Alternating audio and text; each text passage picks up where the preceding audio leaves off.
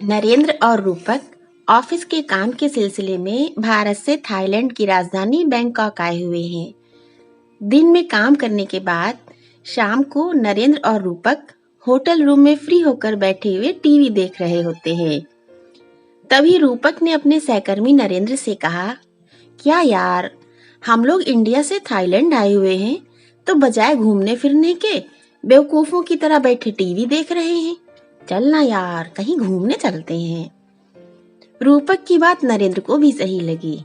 उसने रिमोट से टीवी बंद कर दिया और रूपक की ओर मुखातिब होकर बोला, ठीक, चलो कहीं घूमने चलते हैं। कहाँ चलें?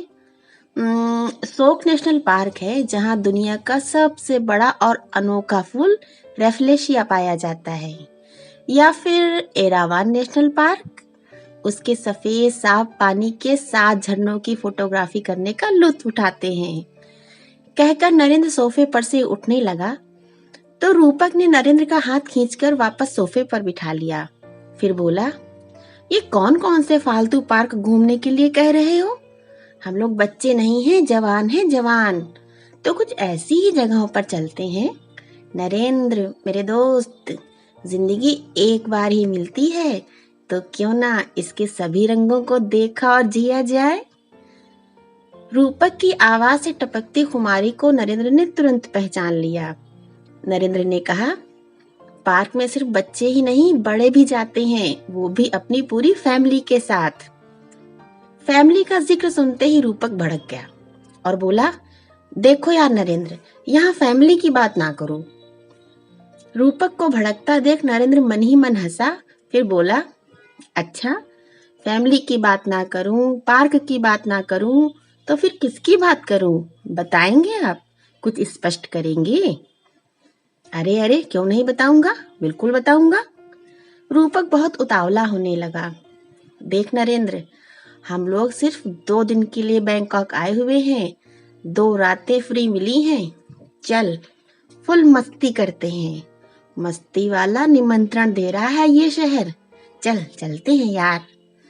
कहकर रूपक ने नरेंद्र के बाह पर चिकोटी काटकर अपनी दाहिनी आंख दबा दी और सोफे पर से उठकर खड़ा हो गया। इस बार नरेंद्र ने रूपक की बाह खींचकर उसे वापस सोफे पर बिठा दिया और बोला, कोई जरूरत नहीं है मस्ती करने की।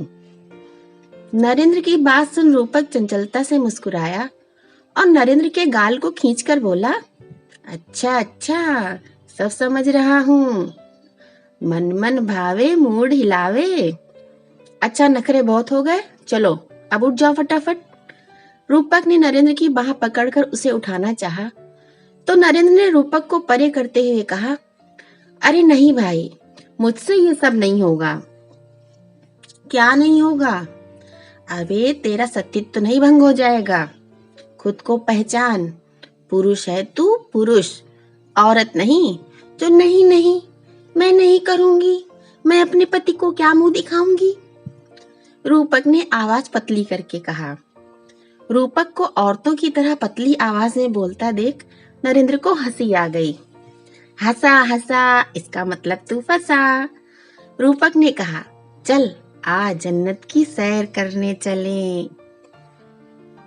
3 महीने बाद नरेंद्र अपने ऑफिस में बैठा काम कर रहा था। तभी नरेंद्र की पत्नी यशी ने नरेंद्र को घबराई हुई आवाज में फोन किया। हेलो नरेंद्र, प्लीज आप तुरंत उर्सला हॉस्पिटल पहुंच जाइए। क्या हुआ यशी, तुम ठीक तो हो? क्या हुआ? तुम अस्पताल में क्यों हो? अपनी 2 माह की गर्भवती पत्नी यशी के फोन से नरेंद्र घबरा उठा। नरेंद्र, मुझे कुछ नहीं हुआ। अपने पड़ोसी मिस्टर आहूजा के बेटे शिवम की स्कूल वैन का एक्सीडेंट हो गया है। शिवम को बहुत खून बह गया है, रेयर ब्लड ग्रुप है उसका। आप O+ हैं। जल्दी आइए नरेंद्र, पल पल कीमती है। नरेंद्र बहुत जल्दी आइए। नरेंद्र सब काम वैसे का वैसा छोड़ तुरंत हॉस्पिटल पहुंच गया। डॉक्टर नरेंद्र से कहते हैं, शिवम का केस बहुत सेंसिटिव है, बहुत ज्यादा जांचें करने का समय नहीं है, इसलिए आपकी बात पर विश्वास करना पड़ेगा। सच सच जवाब दीजिएगा। घबराई हुई यशी ने नरेंद्र का हाथ थाम लिया। डॉक्टर नरेंद्र से पूछता है, क्या आपको कभी कोई ऐसी मेडिकल प्रॉब्लम हुई है जिसमें किसी सिरिंज वगैरह का यूज किया गया हो? जी नहीं, कभी नहीं, नरेंद्र ने पूरे आत्मविश्वास से जवाब दिया। देखिए मिस्टर नरेंद्र, अब जो सवाल मैं पूछने जा रहा हूँ, इसका भी जवाब आप पूरी ईमानदारी से बिल्कुल सच सच दीजिएगा। ये एक बच्चे की जिंदगी और मौत का सवाल है। नरेंद्र ने कहा, जी डॉक्टर साहब, मैं समझता हूँ, आप मेरा यकीन कीजिए, मैं बिल्कुल सच बोलूंगा।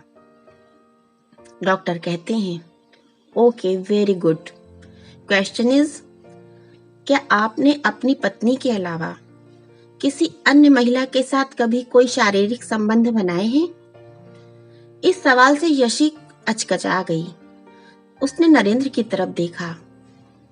नरेंद्र ने यशी के कंधे पर हाथ रखा और सच बोल दिया, कभी नहीं बनाए और ना ही कभी बनाऊंगा। कुछ देर बाद नरेंद्र का खून शिवम को चढ़ाया जा रहा है।